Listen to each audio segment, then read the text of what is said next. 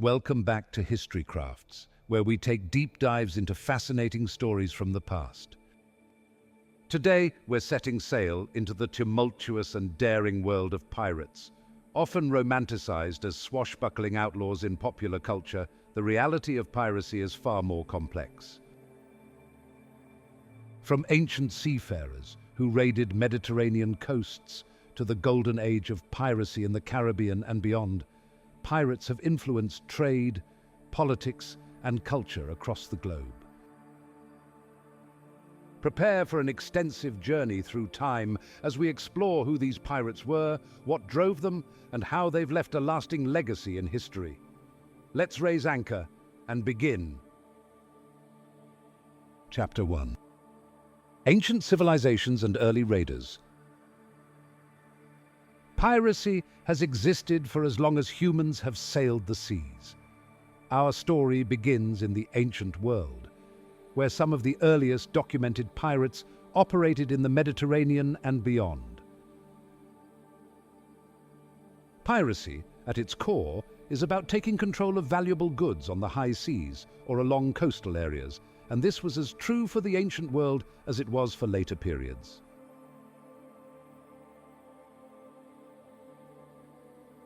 The first recorded instance of piracy comes from the Bronze Age, around 1200 BCE, when groups known as the Sea Peoples wreaked havoc on ancient Egypt and other Mediterranean civilizations. These raiders, who are still somewhat mysterious to historians, likely originated from a mix of different cultures. They targeted Egypt, the Hittite Empire, and several smaller states along the Mediterranean coast. The Sea Peoples is a term used by ancient Egyptian records to describe various marauding groups that attacked the Mediterranean coastline during the late Bronze Age collapse, circa 1200 BCE. Their exact origins remain debated, but they were pivotal in the decline of several ancient powers. Fast forward to classical antiquity, and we see the rise of Greek and Roman civilizations, which were regularly plagued by pirates. In the Aegean Sea, pirates raided coastal cities and captured merchant vessels, while the Cilician pirates in particular became a major threat to Rome in the 1st century BCE. Cilicia, located in modern-day Turkey, became a hub for piracy due to its rocky coastline, which provided natural hideouts for pirate fleets. These pirates became so powerful that they even kidnapped Julius Caesar in 75 BCE, though he famously claimed that once released, he would return to crucify them, a promise he kept. The Roman response to piracy was severe. In 67 BCE, the Roman general Pompey the Great was given extraordinary powers to clear the seas of pirates. Within months, Pompey's campaign succeeded in largely eliminating piracy from the Mediterranean, at least temporarily. However, piracy did not vanish. It simply moved elsewhere, finding new homes in the Indian Ocean, the Red Sea, and beyond. Chapter 2. Medieval Pirates and the Viking Age.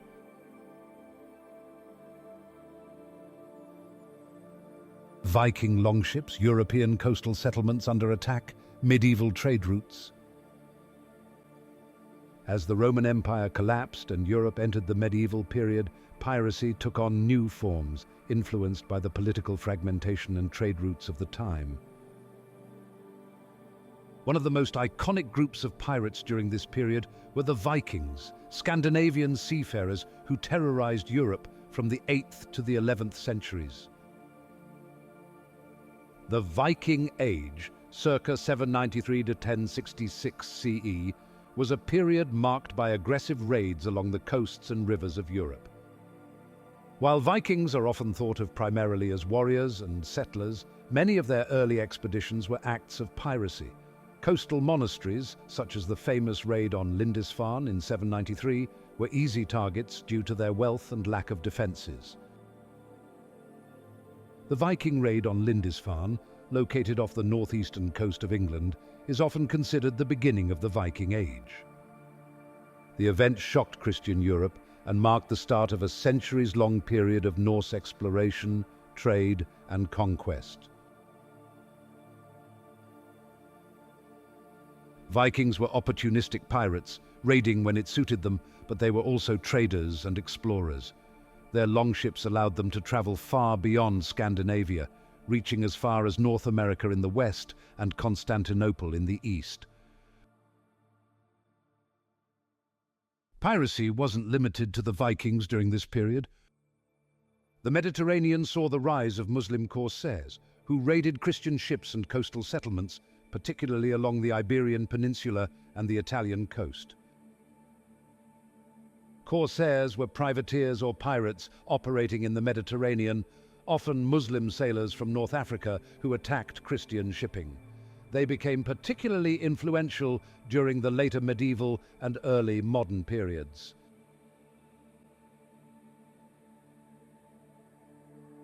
Chapter 3: The Age of Exploration and the Rise of Privateers. The Age of Exploration fundamentally changed the world of piracy.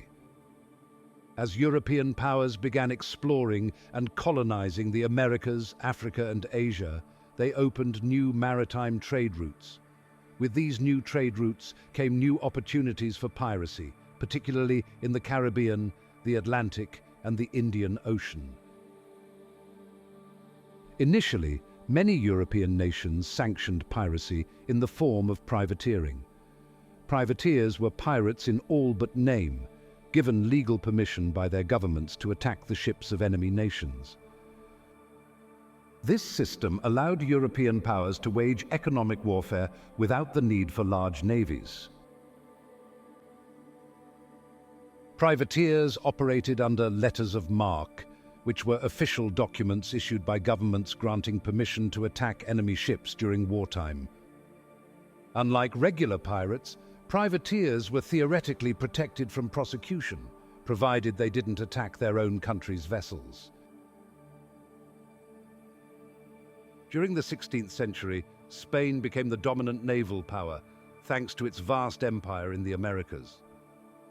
Spanish treasure fleets regularly transported gold, silver, and other valuables from the New World to Spain, making them prime targets for pirates and privateers alike. Perhaps the most famous English privateer was Sir Francis Drake. Under the command of Queen Elizabeth I, Drake conducted numerous raids against the Spanish, even sacking the port of Cadiz and attacking Spanish ships along the Americas' Pacific coast. Sir Francis Drake was an English sea captain, privateer, and explorer. He is best known for his circumnavigation of the globe and his role in the defeat of the Spanish Armada in 1588. To the Spanish, however, he was known as El Drake, the Dragon, and regarded as a notorious pirate.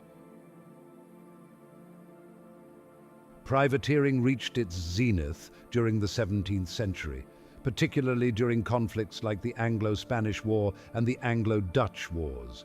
However, privateers often blurred the line between legal warfare and outright piracy, leading many to turn fully to piracy when peace treaties were signed.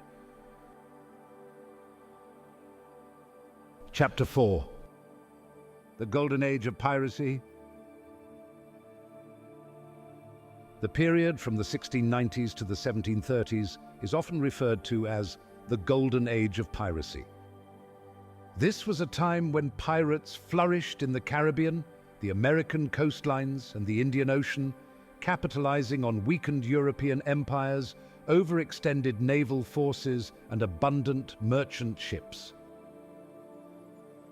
The Golden Age of Piracy was fueled by several factors, including wars between European powers, the growth of transatlantic trade, and the presence of remote, poorly defended colonies in the New World. Pirates of this era created a subculture with their own codes of conduct, often far more democratic than the societies they came from. Pirate crews, for example, elected their captains and shared the spoils equally, unlike the strict hierarchies of naval or merchant vessels. Some of the most famous pirate codes came from captains like Bartholomew Roberts and John Calico Jack Rackham. These codes emphasized democratic decision-making and discipline, with harsh punishments for those who broke the rules. Bartholomew Roberts, also known as Black Bart, was a notorious Welsh pirate who captured over 400 ships during his career. His pirate code was one of the most detailed and strict, and it heavily influenced the romanticized view of pirate law in popular culture.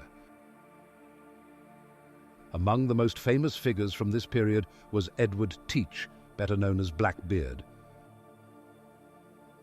Blackbeard and Black Bart were two different people. The names are just very similar. Edward was feared not only for his ruthlessness, but also for his fearsome appearance, often lighting slow-burning fuses in his beard to create a terrifying image during battle. Blackbeard operated primarily in the Caribbean and along the eastern coast of the American colonies. Despite his fearsome reputation, there's little evidence that Blackbeard killed anyone outside of combat. His reign of terror ended in 1718 when he was killed in a battle with British naval forces near Ocracoke, North Carolina. Piracy wasn't limited to men during the Golden Age. Female pirates like Anne Bonny and Mary Red also made names for themselves. Both sailed under the command of Calico Jack Rackham, and they were known for their bravery and skill in battle. Pirates during this era often set up bases in remote, loosely governed regions, with Nassau in the Bahamas serving as a major pirate haven. From these bases, they preyed on European merchant vessels, growing rich off stolen goods while disrupting colonial trade routes. Nassau became a notorious pirate stronghold in the early 18th century, where pirates effectively ruled the town. This lawless period was brought to an end by British authorities in 1718, when Governor Woodes Rogers was sent to restore order and offer pardons to pirates willing to give up their criminal ways. However, the Golden Age of Piracy was not to last.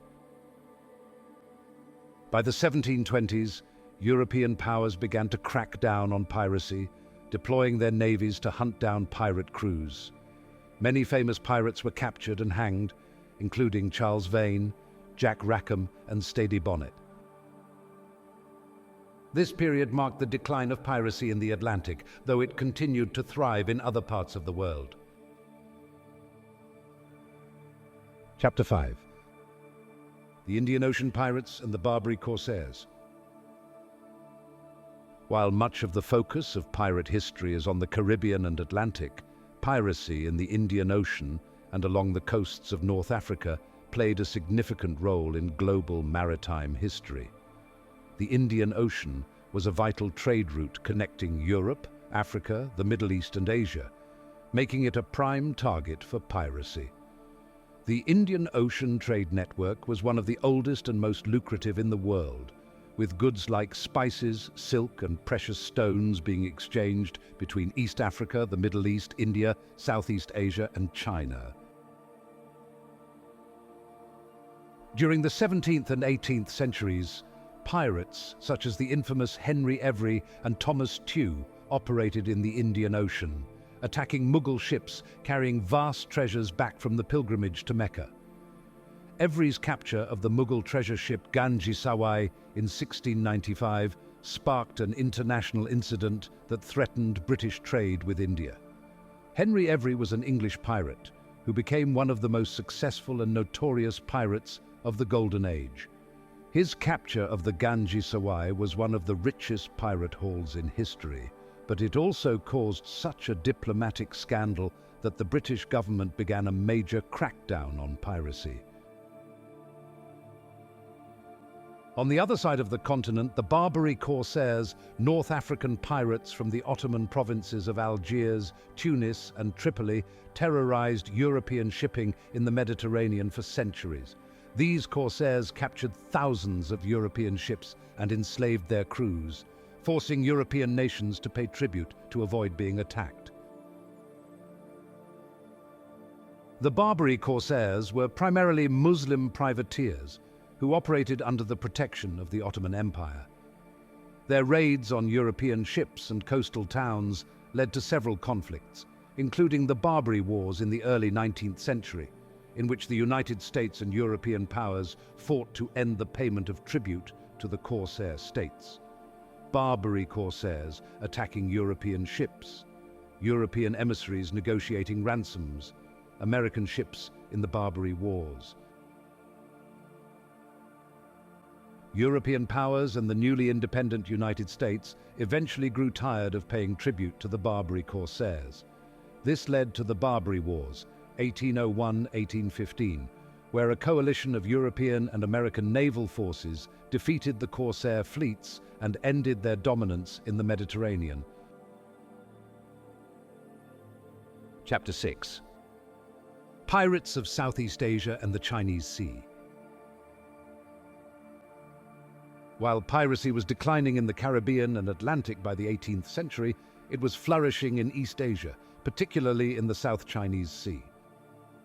Chinese pirates, operating out of remote island bases and coastal towns, posed a serious threat to maritime trade between China, Japan, Southeast Asia, and European colonies. One of the most powerful pirate leaders in history was Zheng Yisao, also known as Qing Shi, a former prostitute who became the leader of one of the largest pirate fleets in Chinese history, commanding over 400 ships and more than 30,000 men. By the early 19th century, her fleet controlled much of the South China Sea and extorted tribute from local villages, merchant ships, and even the Chinese government. After her husband's death, she took over his pirate confederation and negotiated a peaceful surrender to the Qing government, living out her life in relative peace. The rise of European colonial powers in Southeast Asia also led to confrontations with local pirates. The British, Dutch, and Portuguese all struggled to protect their shipping routes from pirates operating out of Borneo, the Philippines, and the Malay Peninsula. Piracy in East Asia was deeply intertwined with local politics and economics. In many cases, pirates acted as mercenaries for local rulers or as traders who engaged in smuggling and black market commerce. Pause 3s, however, by the mid-19th century, European naval power and Chinese military campaigns began to suppress piracy in Southeast Asia and the Chinese seas. The British and Dutch navies in particular intensified their efforts to protect trading routes and assert colonial control. The introduction of steam-powered warships and more sophisticated weaponry gave naval forces a significant advantage over the pirate junks. Gradually, the pirate networks were dismantled, their leaders either captured or forced to disband. Chapter 7. Modern Piracy. While the Golden Age of Piracy may have ended centuries ago, piracy is far from a thing of the past. In the 20th and 21st centuries, piracy has continued to be a serious issue in regions like the Gulf of Aden, the Strait of Malacca, and the waters off the coast of West Africa. Modern piracy is often driven by political instability, poverty, and weak maritime security. In places like Somalia, where government control is limited, pirates have taken to the seas to capture ships and demand ransoms. The rise of Somali piracy in the early 21st century was fueled by the collapse of the Somali government and the lack of economic opportunities for coastal communities. Pirates in the region became notorious for capturing cargo ships and holding their crews hostage for large ransoms. International efforts to combat modern piracy have included naval patrols, increased security measures on commercial vessels, and coordinated efforts between countries to prosecute pirates. However, piracy remains a persistent threat in some parts of the world. While the motivations and tactics of modern pirates differ from their historical counterparts, the core dynamics remain the same. Piracy remains a way for individuals and groups to exploit the vulnerabilities of maritime trade. Just like their predecessors, modern pirates target ships carrying valuable cargo, taking advantage of poorly guarded waters and the political chaos that allows them to operate with relative impunity. In addition to Somali pirates, regions like Southeast Asia and the Gulf of Guinea have seen increased pirate activity in recent years. These areas are vital to global shipping, making piracy a serious economic and security concern. The Gulf of Guinea, located off the western coast of Africa, has become one of the world's most dangerous regions for piracy in the 21st century. Pirates in this region often target oil tankers, stealing fuel or holding crews for ransom. Today, international efforts to combat piracy are more coordinated than ever. Organizations like the International Maritime Organization, IMO, and the United Nations work with national governments and private companies to safeguard critical shipping routes. Advanced technology, such as satellite monitoring and armed security teams, has also become common on commercial vessels. Chapter 8. The Legacy of Piracy in Pop Culture. From the high seas to the silver screen, pirates have captured the popular imagination for centuries. Whether through books like Treasure Island or movies like Pirates of the Caribbean, the image of the swashbuckling rogue has become a staple of popular culture. Robert Louis Stevenson's Treasure Island, published in 1883, played a major role in shaping the modern, romanticized image of pirates. Characters like Long John Silver helped establish the tropes of buried treasure, pirate codes, and the pirate's parrot. However, the historical reality of piracy is far grimmer than the fictional portrayals suggest. Life as a pirate was often brutal, dangerous, and short-lived. Most pirates operated in harsh conditions, facing the constant threat of capture, execution, or death at sea. Yet the fascination with piracy endures. Perhaps it's the sense of freedom that piracy represented, a life beyond the rigid social structures of the time, where fortune and fate were determined by the sea and one's own daring. Pirates, in many ways, symbolize rebellion against authority, an idea that has resonated throughout history. Today, pirate-themed festivals, museums, and reenactments draw countless visitors, while pirate lore continues to inspire books, films, and video games.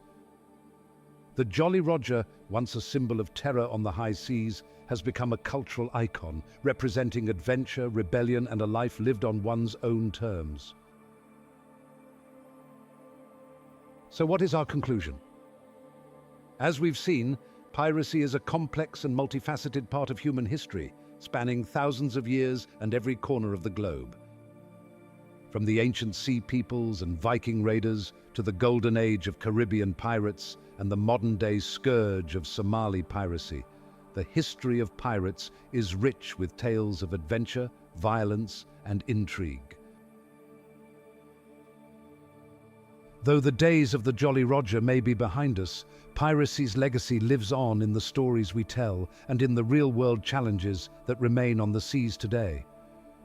Whether myth or reality, pirates have shaped the course of maritime history and continue to captivate our imaginations. Thank you for joining us on this deep dive into the history of piracy. Be sure to subscribe and stay tuned for more fascinating journeys through time with HistoryCrafts. Before we leave you, here's one last question. Where did all the pirate treasure go? What do you think? Are the legends about the famous pirate treasures true? Leave a comment about what you think. This is HistoryCrafts, where history crafts itself.